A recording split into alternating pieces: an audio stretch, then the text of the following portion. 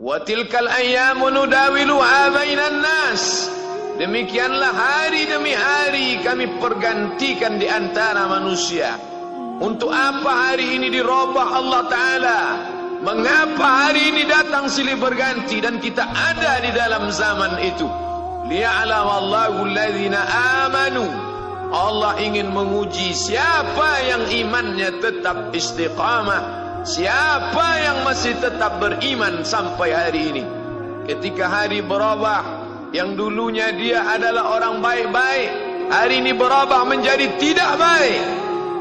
Yusbihu mu'minan, pada waktu pagi dia beriman, wa yumsi kafiran, petang hari dia berubah menjadi kafir. Maka kita selalu meminta, ya muqallibal qulub, wahai engkau yang membolak-balikkan hati, tsabbit qulubana, kokohkan hati kami, ala dinik, dalam agamamu, wa ala ta'atik, dalam ketaatan kepadamu. Berapa banyak yang dulu susah melarat, miskin, untuk sesuap nasi pun sulit, tapi begitu dilapangkan Allah rezekinya, tidak menjadi hamba yang bersyukur. Dia lalai, dia sangka itu karena jerih payahnya, dia kufur nikmat Allah Subhanahu wa ta'ala. Tapi siang hari ini, alhamdulillah, ada hamba yang disehatkan Allah, dia tetap bersyukur. Ada hamba yang ditingkatkan Allah rezekinya, dia tetap bersyukur. Ada hamba yang dinaikkan Allah kuasanya, dia tetap bersyukur.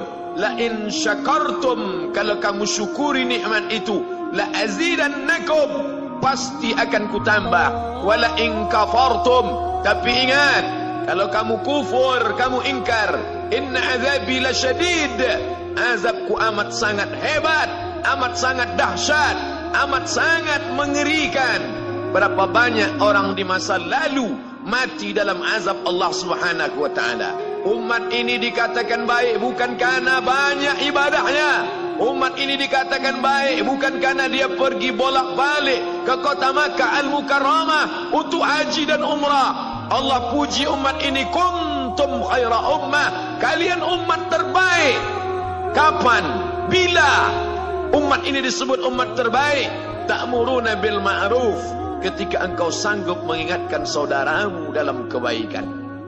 Pagi ingatkan tentang siang, siang ingatkan tentang petang, petang ingatkan tentang malam, malam ingatkan bahwa esok pagi kita tetap berbuat baik.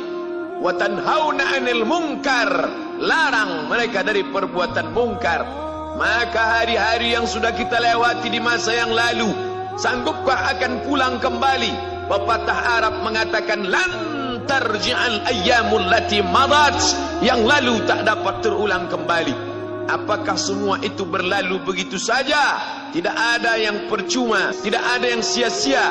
Semua akan diminta pertanggungjawaban di hadapan Allah Subhanahu wa ta'ala. Sejak kita tegak di atas muka bumi ini, sejak kita diberikan nafas, diberikan hidup, diberikan nyawa, maka sejak itu kita ditanya, apa khalaqnakum abasa? Apakah kalian kami ciptakan sia-sia? Apakah kamu semua menduga bahwa kami menciptakan kamu, lalu kamu tidak akan kembali menghadap kami? Semua akan diminta pertanggungjawaban di hadapan Allah Subhanahu wa ta'ala. Tidak ada kata yang dapat terucap dari lidah orang beriman selain ucapan astaghfirullahaladzim.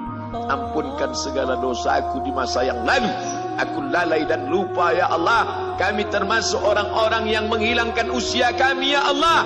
Kami tak tahu ke mana umur kami selama ini. Berapa jam untuk perbuatan dosa, berapa untuk perbuatan maksiat. Padahal ketika tiba masanya, kami semua akan menghadapmu, dan pada saat itu tidak ada yang lepas daripada pengawasan. Inna alaikum lahafizin, bersama kamu ada malaikat hafazah kiraman mulia, katibin, mencatat. Ya'lamuna ma taf'alun, dia tahu semua yang kamu lakukan. Betapa waktu-waktu yang lalu itu tak dapat kita tebus dengan apapun selain kita perbaiki di masa yang akan datang. Tingkatkan kualitas salat berjamaah, tingkatkan membaca Al-Quran.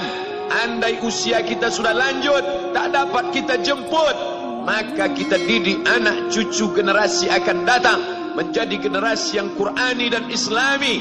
Sab'atun yudhilluhumullah, ada 7 di antara yang dapat naungan Allah. Yauma la dhilla illa dhilluh, hari itu tidak ada naungan kecuali naungan Allah Subhanahu wa taala. Di antara yang mendapat naungan itu adalah syabun, anak muda, nasya'a fi ibadatillah, anak muda yang tumbuh beribadah kepada Allah Subhanahu wa taala. Andai masa muda kita penuh dosa, andai masa muda kita penuh narkoba, andai masa muda kita penuh zina, wal iyadzu billah wa na'udzu billah, jangan sangka Allah tutup pintu taubat. Innallaha la yaghfiru an yushraka bihi, Allah tak terima taubat orang yang mempersekutukannya. Wa yaghfiru ma duna dzalika liman yasha, tapi taubat selain itu diterima, dibukakan Allah Ta'ala. Mari perbaiki anak menantu, cucu, kawan, sahabat, andai talat, ajak ke jalan Allah Subhanahu wa Ta'ala. Itulah salah satu memperbaiki yang masa lalu, kita perbaiki di masa yang akan datang. Di antara tujuan Allah mengapa dia buat kita masih hidup di akhir tahun ini, ya'lamallahu allazina amanu, Allah menguji siapa yang masih tetap dalam istiqamah iman dan Islam. Tujuan kedua, mengapa Allah buat kita hidup sampai hari ini? Wa yattakhidha minkum syuhada, wa yattakhidha minkum syuhada, Allah ingin melihat siapa di antara kita ini yang layak untuk menjadi syuhada, iskariman, hidup mulia, au mutsyahidan, atau mati syahid. Pilihan orang Islam tidak banyak. Kalau hidup, hidup mulia. Kalau mati, mati syahid. Jangan hidup hina, mati terlunta-lunta, tidak diterima Allah Subhanahu wa Ta'ala. Hidup mulia atau mati syahid dipersaksikan oleh para malaikat. Man kharaja fi talabil ilmi, siapa yang keluar rumah dengan niat menuntut ilmu, fahuwa fi sabilillah, maka dia seperti orang yang berjihad fi sabilillah, yang jauh meninggalkan kampung halaman, menuntut ilmu di perantauan. Jangan kau sangka kau anak yang terbuang, engkau adalah seorang syahid. Andai mati dalam perjalanan, maka matimu adalah seorang yang mati syahid. Mencari rezeki yang halal, meninggalkan anak dan istri demi untuk memberikan nafkah, menjaga diri dari riba, menjaga diri dari haram, menjaga diri dari syubhat.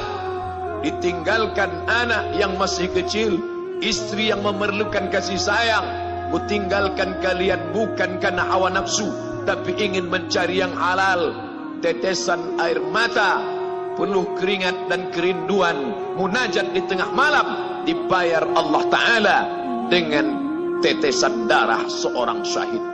Man mata duna malihi, siapa yang mati membela kehormatan hartanya, fahuwa syahid, maka dia mati syahid.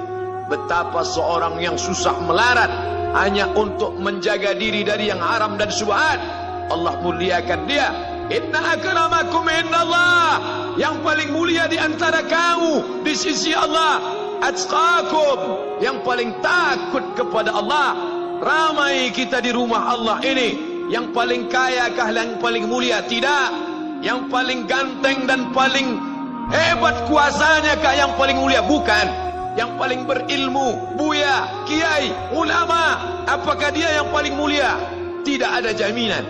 Tapi yang paling takut kepada Allah Subhanahu wa Ta'ala, takut terjerumus dalam riba, takut terjerumus dalam syubhat, takut makan haram, sehingga dia biarkan dirinya dalam kesusahan, susah dalam pandangan manusia, melarat dalam pandangan orang kaya, tapi hidup mulia dalam pandangan Allah, para malaikat, nabi dan rasul.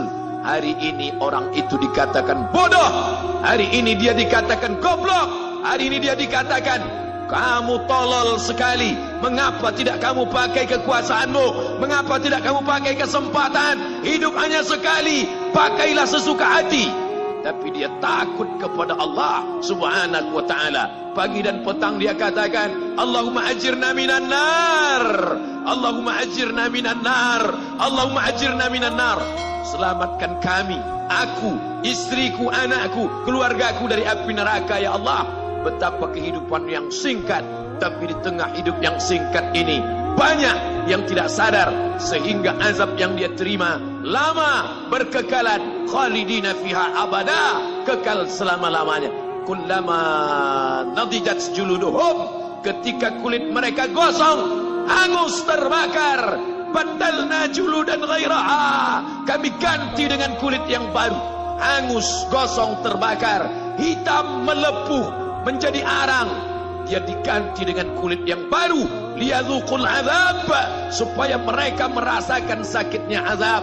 Mereka yang melihat azab itu berteriak, Rabbana absarna, Rabbana, ya Tuhan kami, absarna, mata kami sudah melihat, wa sami'na, telinga kami sudah mendengar, farji'na, kembalikan lagi kami ke dunia, balikkan lagi kami ke dunia, kami tak tahan, farji'na, kembalikan kami ke dunia, na'mal salihah, kami ingin beramal saleh. Penyesalan tak lagi bermakna. Hari itu air mata tak ada gunanya. Hari itu bukan hari berdoa, hari itu bukan hari meminta, hari itu bukan hari munajat. Hari itu adalah hari pembalasan. Hadza yaumul hisab.